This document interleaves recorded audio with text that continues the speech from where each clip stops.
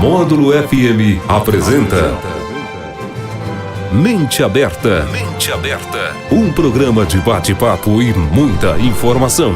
Com a jornalista Leide Carvalho.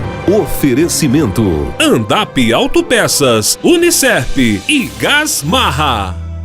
Olá, para você que ouve a Módulo FM, a gente começa mais uma edição do nosso programa Mente Aberta, toda sexta-feira às 11h30 aqui na Módulo.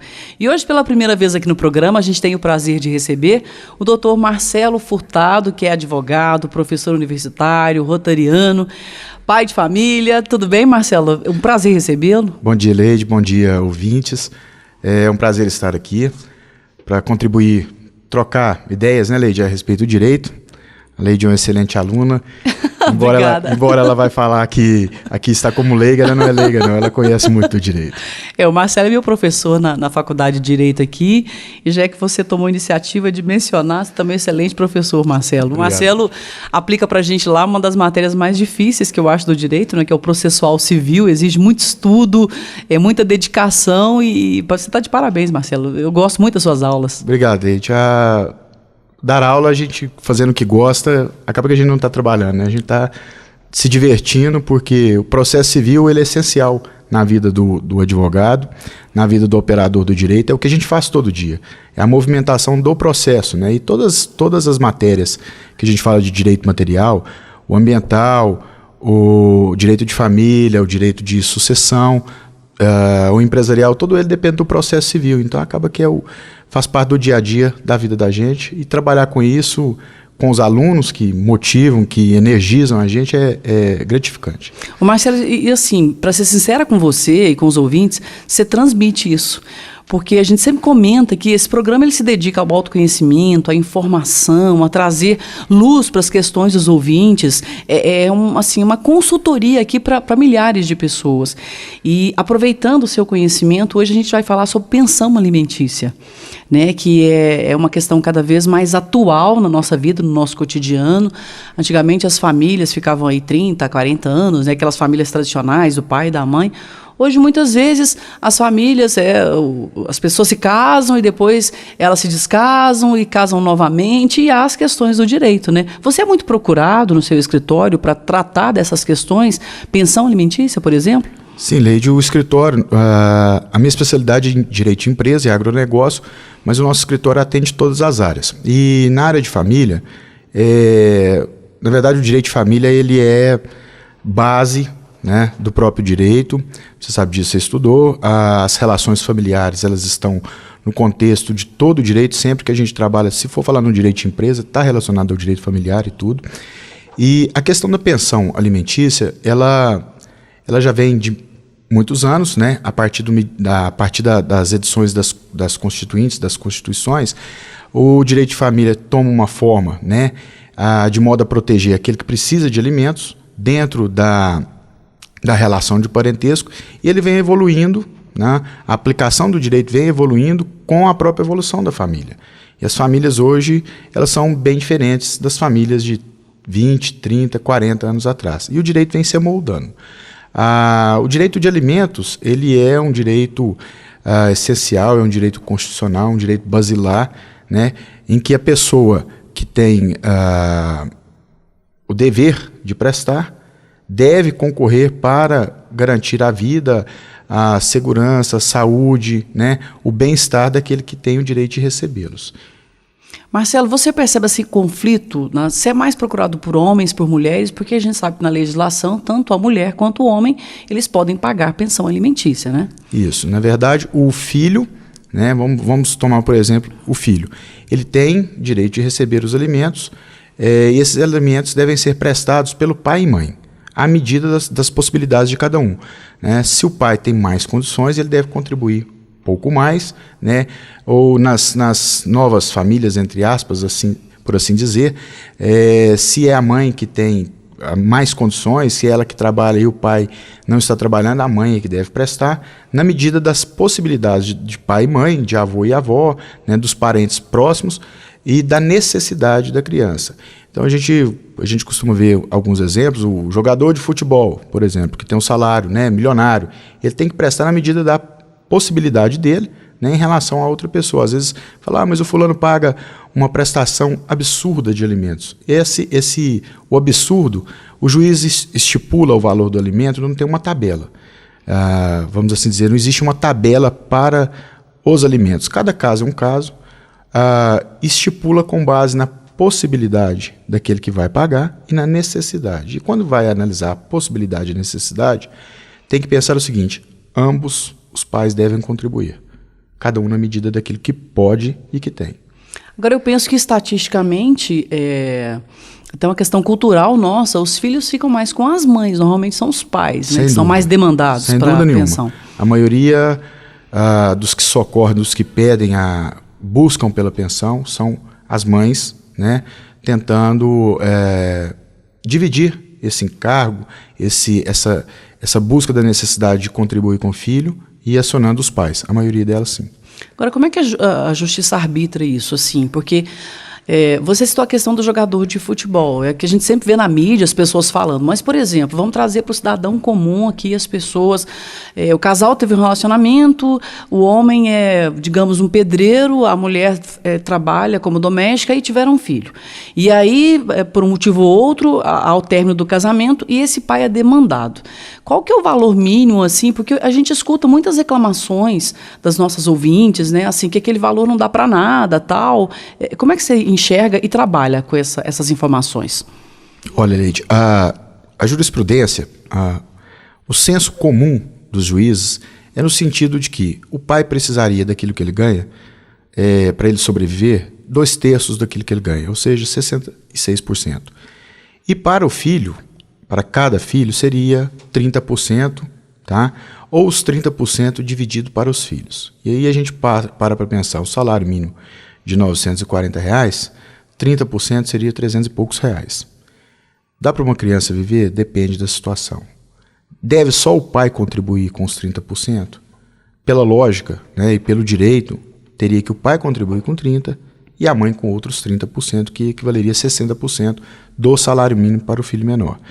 Via de regra, a estipulação ela deve ser em cima do salário que o pai ganha. Tá? Mas pode levar em conta outras condições. Por exemplo, o pai desempregado, ele não vai pagar o salário porque ele não tem como estipular. O juízo pode sim estipular, né? Mesmo não havendo um rendimento fixo, um rendimento comprovado. Pode decretar, porque parte do princípio que ele tem que buscar, né, condições de se manter e manter o próprio filho. Marcelo, como é que é essa questão dos avós, dessa possibilidade dos avós serem acionados para ajudarem a pagar a pensão alimentícia? É outra situação bastante simples, mas ela não é tão usual porque cria um embaraço familiar. E às vezes as pessoas não têm o conhecimento disso também. Na falta de condições, não é na falta de vida, não, na falta de um pai não ter condição de contribuir, ele pode estar vivo, o filho pode acionar, né? A mãe pode acionar os pais do pai, os avós. Então ela pode entrar com um pedido de pensão alimentícia contra o pai e, não havendo condições, entrar com ação na sequência contra os avós, acionar os avós. Né? E ela pode acionar os avós de ambos os lados. Né? Inclusive, podem ser condenados os avós de um lado, né, do pai, e os avós de outro lado da mãe, a contribuírem, cada um com percentual. Por quê? A ideia é que não seja penalizado ninguém, a ideia de pensão do alimentos não é de penalizar, e sim de ajudar, de contribuir. E quando a gente pensa em família, em qualquer formato que seja, as pessoas próximas têm o dever de contribuir, né? Tal qual seriam os tios, né, irmãos, e os próprios filhos têm o dever de contribuir com o pai. Então, se o pai se encontrar numa condição, né, necessitando de pensão alimentícia, pode o pai, inclusive, reclamar dos próprios filhos. Pois é, agora, pelo que você explicou, a questão, você aciona, por exemplo, os avós paternos, mas os maternos também poderão ser acionados. Pode. Por exemplo, uma mãe aciona os avós paternos, né, dizendo que o pai não tem condição, suponhamos o pai está internado em uma clínica de reabilitação por álcool, drogas, e não tem condição de contribuir, ou está preso, a mãe pode acionar os avós paternos. E os avós paternos, por sua vez, eles podem chamar para participar do processo os avós maternos, de modo que todos eles, né, sejam convidados a se defender pela justiça e chamados em juízo, de modo a todos eles dividir o encargo de prestar alimentos para o filho. A gente pensa dessa forma, Leide, eu acho que deveria ser até uma questão de senso comum, lógica. Olha só, se o pai não tem condição, se o pai está internado, eu acho que por amor os próprios avós deveriam se comunicar, não precisaria nem de entrar na justiça, né? Um comunicar e falar, olha, nós somos 4, a criança depende aí de 30% do salário mínimo para viver, vamos fazer uma divisão nossa, vamos fazer um caixinho aqui para poder ajudar a criança enquanto isso, né? Mas o que acontece é que as relações familiares, talvez até o motivo da briga entre pai e mãe, levam os avós a não se comunicarem e esquecer o principal, que é o direito alimentar do neto, né, do filho. Essas questões emocionais atrapalham muito, Marcelo? É complicado o direito de família, Leide, porque a pessoa pensa de uma forma absolutamente passional, né? Não existe racionalidade dentro do direito de família quando se toca nessa questão de alimentos e do valor que se tem para alimentar. O pai, via de regra, ele se sente pressionado com aquela ideia de que se ele não paga, ele vai preso. Se ele assinar um documento dizendo que vai contribuir com tanto e se não der certo, né, a vida dele, ele vai estar sujeito à prisão, a chamada prisão civil, né? Se não pagar os alimentos, pode ser preso. Então, fica aquele cabo de guerra entre a mãe querendo puxar um pouco mais e o pai querendo dar um pouco menos, e eles fogem da inteligência racional de que é o filho que precisa, eles têm que se, né, desenvolver profissionalmente depois da separação para poder ajudar os filhos, e aquele senso comum de quando estão casados de desenvolver para a família, ele acaba sendo rompido e essas relações familiares perdidas, né?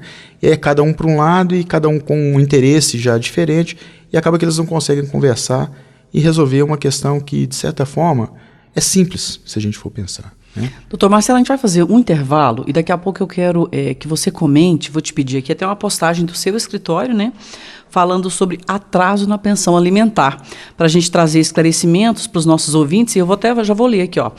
Quem recebe os alimentos pode cobrar judicialmente, logo após o vencimento, parcial ou total, de apenas uma parcela. A gente volta em um minuto para falar sobre isso, ok? Ok. Mente Aberta, com a jornalista Leide Carvalho. Olá para você que ouve a Módulo FM, a gente retorna com o programa Mente Aberta, hoje conversando com o doutor Marcelo Furtado, que é advogado e professor universitário, e a gente está falando sobre pensão alimentícia, que é um assunto cada vez mais comum nos dias de hoje, doutor Marcelo.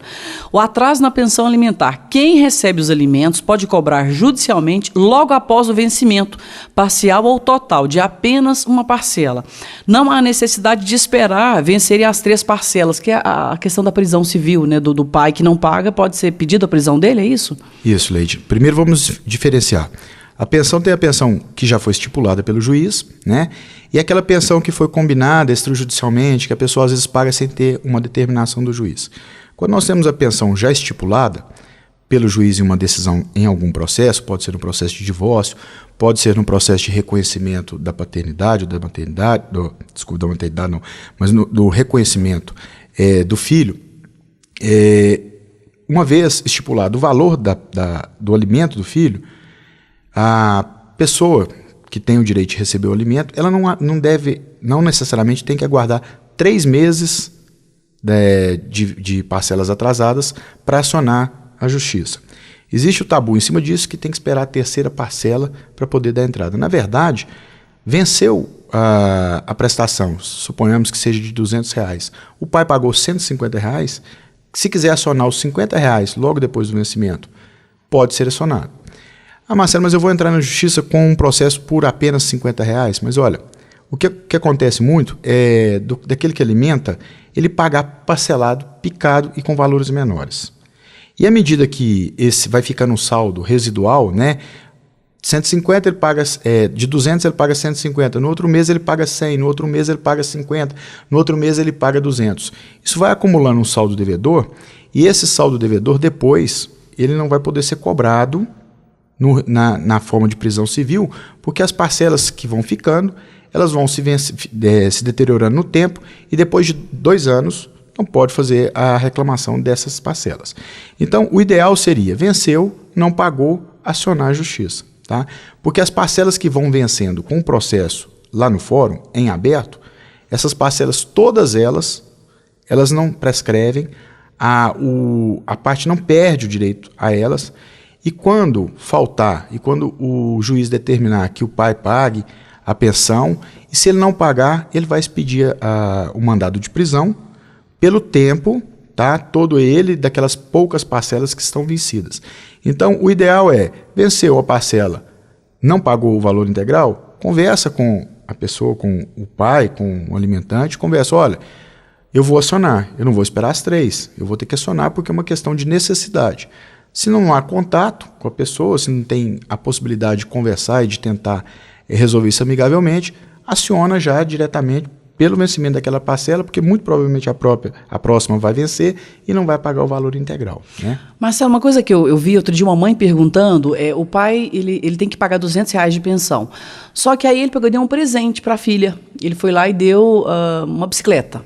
E depois esse pai queria substituir o valor da parcela. Não, mas eu dei a bicicleta, quer dizer, a bicicleta é um presente. A justiça entende que pode substituir ou não? Pensão é pensão, presente é presente. A pensão foi estipulada em dinheiro? Tem que ser paga em dinheiro. Tá? A pensão foi estipulada em dinheiro, plano de saúde, plano odontológico, escolinha de reforço, ela tem que ser paga naquela forma. E o pai o alimentante, só terá a exoneração da responsabilidade dele, ou seja, ele só vai ter pago direito se ele tiver o recibo de pagamento do dinheiro.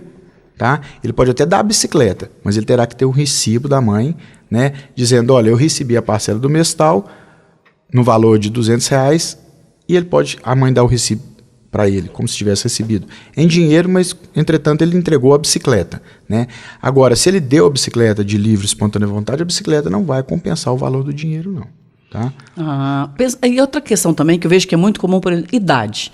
Até quando se paga a pensão alimentícia? Fez 18 anos e não tem mais que pagar.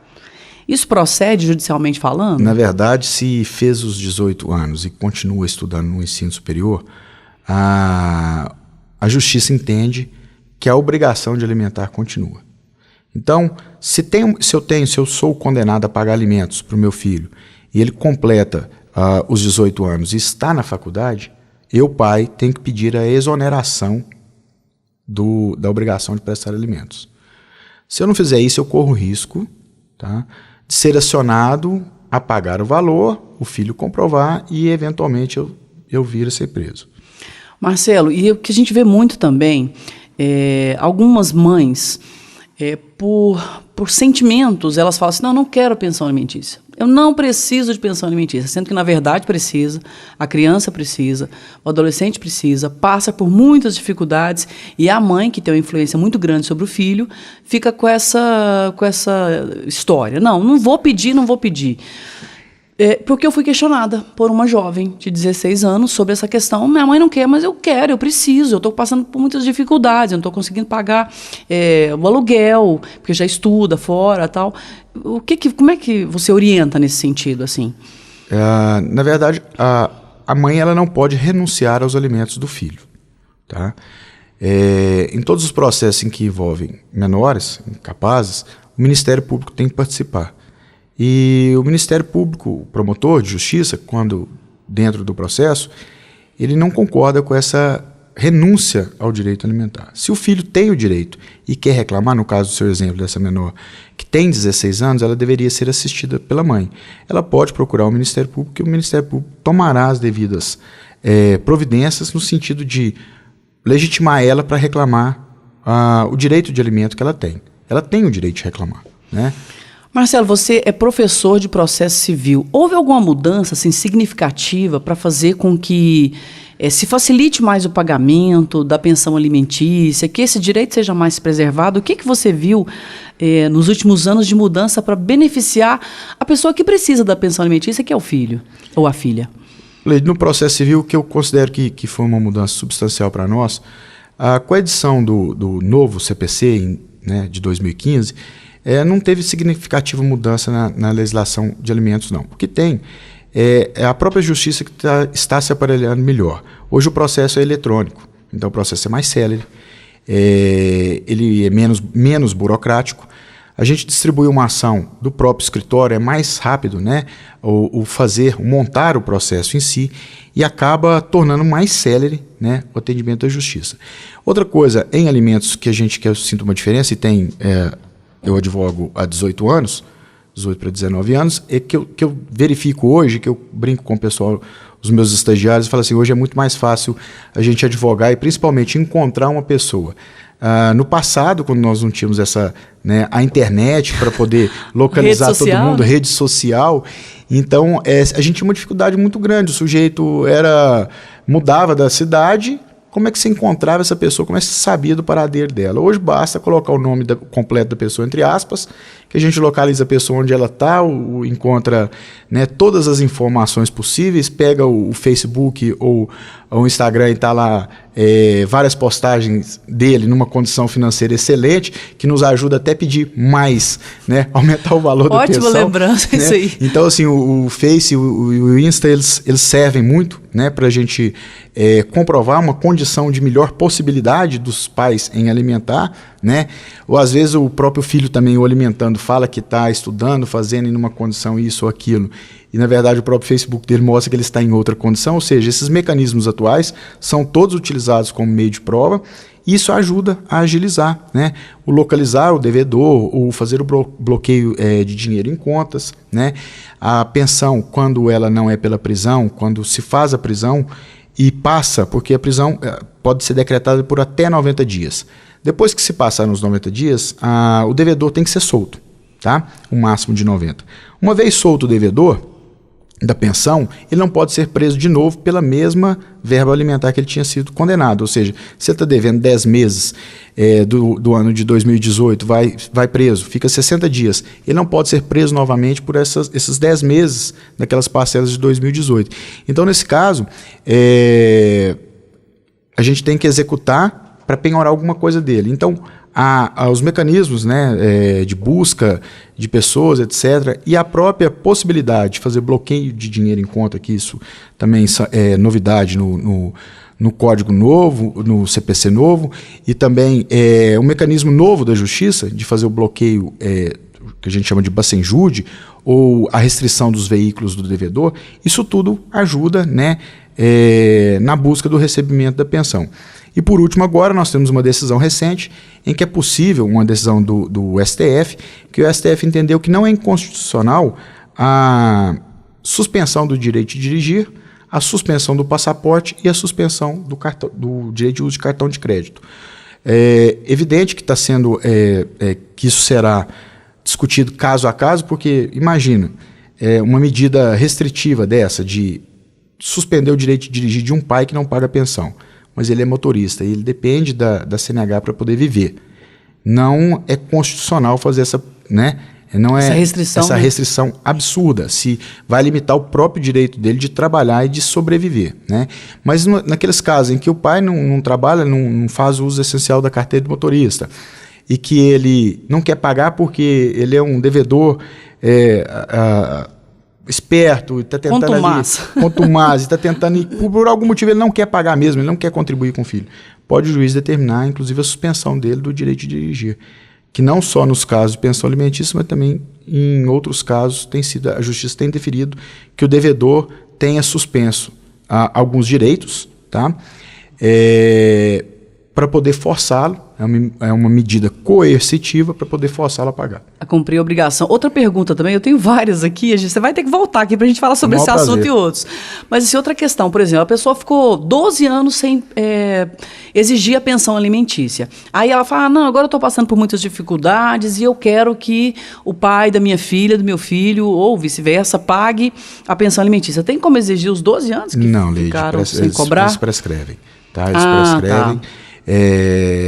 Com 3 anos eles prescrevem, e tem uma outra hipótese também da prescrição com 2. Então, o certo o direito não protege, não socorre aqueles que dormem. Então, se a pessoa abriu mão durante todo aquele período, ela não vai poder reclamar isso depois. A justiça entende que ela não precisa. Não precisa. Se o processo estiver em andamento, não ocorre essa prescrição, em regra.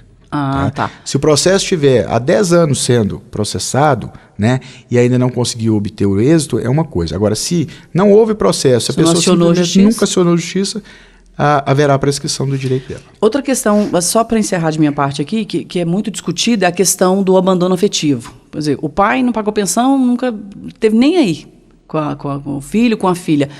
Ele pode ressarcir esse filho, essa filha, por abandono afetivo mesmo? Não deu amor, não compareceu, não fez nada? Existem ações de indenização pelo abandono afetivo.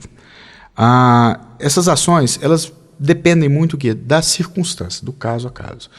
Tem um filho que nunca teve contato com o pai, nunca procurou saber quem que era, o que fazia o pai, nunca tentou se aproximar dele de forma nenhuma, né, durante vários anos, e de repente ele vai e fala, olha, eu quero acionar meu pai por abandono afetivo, e pretende propor uma ação de indenização. Se caso, olha, o filho também não procurou, né, não existe uma circunstância, uma tentativa. Agora, existem outros casos em que a pessoa tenta procurar, tenta estabelecer uma relação de proximidade, tenta buscar alimentos, né, de alguma forma tenta buscar a ajuda do pai, e o pai de fato abandona, demanda processualmente de forma bastante contundente, não faz questão alguma do filho. O filho tem o direito de acionar, né, mover uma ação, aí não é alimentar, é uma ação indenizatória, pelo abandono afetivo e pelos efeitos causados com aquele abandono. Então ele tem que comprovar também que a falta de ter o pai, né, a falta de ter o suporte familiar, lhe causou aqueles prejuízos, né, que são indenizáveis a título de dano moral. Doutor Marcelo, eu quero te agradecer demais a participação aqui, esses esclarecimentos que são imprescindíveis para as pessoas, né, a título de conhecimento, mas para a pessoa usar em benefício próprio mesmo. E quem quiser procurá-lo, qual o endereço, como que faz contato para ter mais informações, para se informar melhor sobre essa questão de pensão alimentícia? Tá, o nosso telefone é 3831-7001, nosso escritório fica na Zé Maria de Alquimim 259. É um prazer falar com vocês. Direito de família, se a gente for falar, a gente fica aqui, né? A gente não tem pau. Todo, né? O que eu gostaria, para finalizar, que eu gostaria de dizer é o seguinte, olha, direito de família, ele não se resolve na justiça. O direito de família tem que ser resolvido entre nós. Nós é que temos que ter a serenidade, né, de buscar a solução extrajudicial, a solução amigável, de modo a olhar para aquele que precisa, o alimentando, né? Porque a vida é tão curta, é tão rápida, o demandar as relações familiares, de fato a gente fala isso, os operadores do direito a gente fala isso sempre, na demanda, no processo judicial do direito de família, ninguém ganha. Por mais vencedor que saia aquele que demandar o processo, né, ele não ganha, ele acabou perdendo a relação familiar, ele acabou perdendo, né, talvez até o respeito familiar, o respeito dos amigos em relação à relação familiar. Portanto, a minha sugestão é que tentem resolver de toda forma, né, e evitem ao máximo buscar a justiça para resolver, porque no final das contas não será de todo vitorioso aquele que ganhará a ação. Esse foi o Dr. Marcelo Furtado, que é advogado e professor universitário, falando para a gente aqui, trazendo esclarecimentos sobre a pensão alimentícia. Muito obrigada a você, ouvinte, também pela paciência, pela gentileza em nos ouvir. Fiquem com Deus, boa semana e até a próxima sexta. Você ouviu na Módulo FM Mente Aberta. Mente Aberta. De volta na próxima sexta-feira. Até lá. Oferecimento: Andap Autopeças, Unicef e Gasmarra.